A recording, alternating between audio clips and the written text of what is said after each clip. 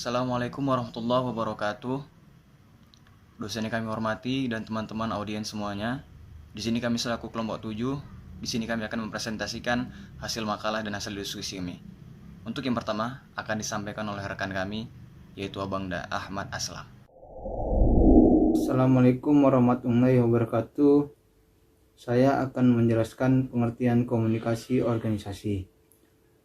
Komunikasi organisasi merupakan bentuk pertukaran pesan antara unit-unit komunikasi yang berada dalam organisasi tertentu. Organisasi sendiri terdiri dari unit-unit komunikasi dalam hubungan-hubungan hierarkis antara yang satu dengan yang lainnya dan berfungsi dalam suatu lingkungan. Komunikasi organisasi melibatkan manusia sebagai subjek yang terlibat dalam proses menerima, menafsirkan, dan bertindak atas informasi.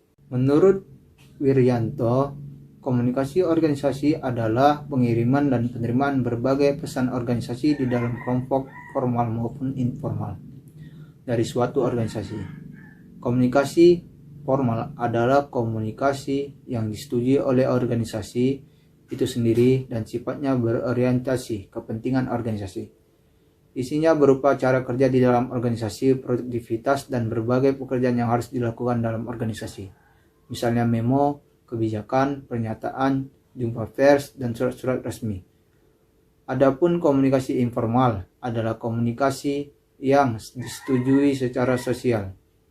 Orientasinya bukan pada organisasi, tetapi lebih kepada anggotanya secara individual.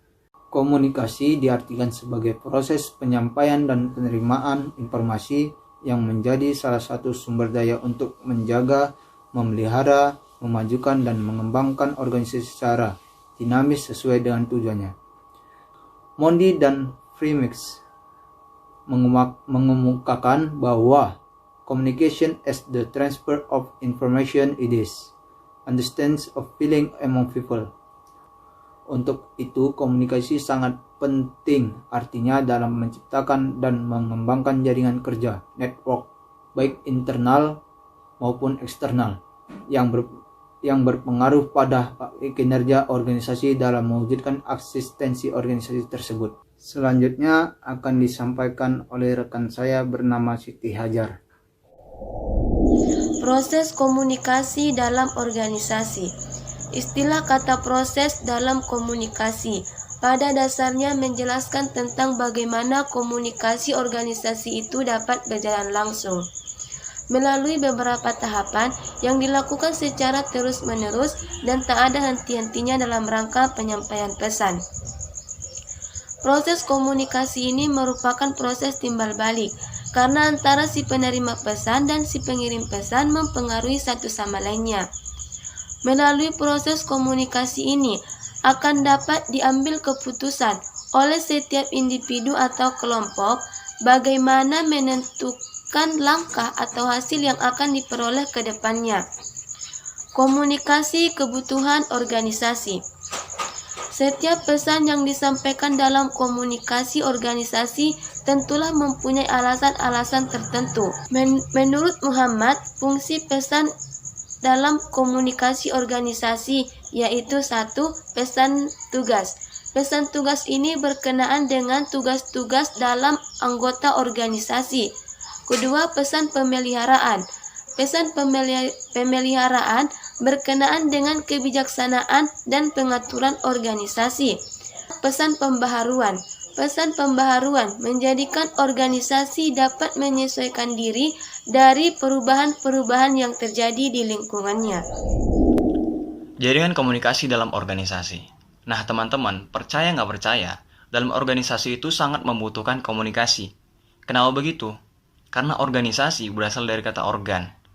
Nah bayangin aja, kalau misalnya organ di dalam tubuh kita saling tidak terkoneksi, saling tidak adanya kontak komunikasi, apa yang kita rasakan? Pasti kita merasakan sakit. Atau mungkin itu artinya ada kecacatan dalam organ tubuh kita. Nah begitu juga dalam organisasi.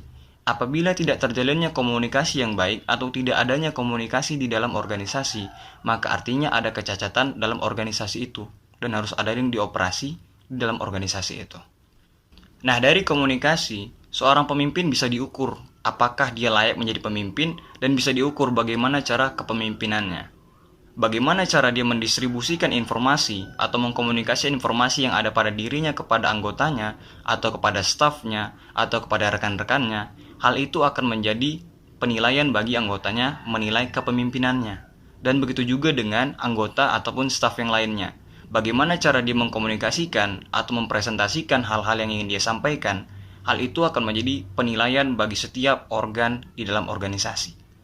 Oleh karena itu, komunikasi sangatlah penting dalam organisasi. Nah, berbicara dengan komunikasi, ada yang namanya pesan.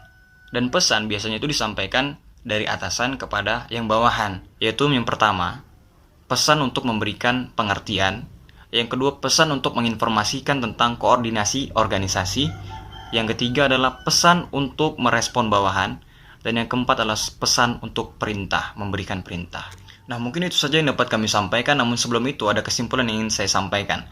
Yang pertama adalah komunikasi sangat penting dalam organisasi, agar sekiranya anggota yang satu dengan yang lain, ataupun tingkatan yang satu pada tingkatan yang lain, agar saling terhubung dan saling terkoneksi. Dan hal ini sangat dibutuhkan dalam berorganisasi agar tercapainya organisasi yang diharapkan. Jadi mungkin itu saja yang dapat kami sampaikan, lebih dan kurang kami mohon maaf.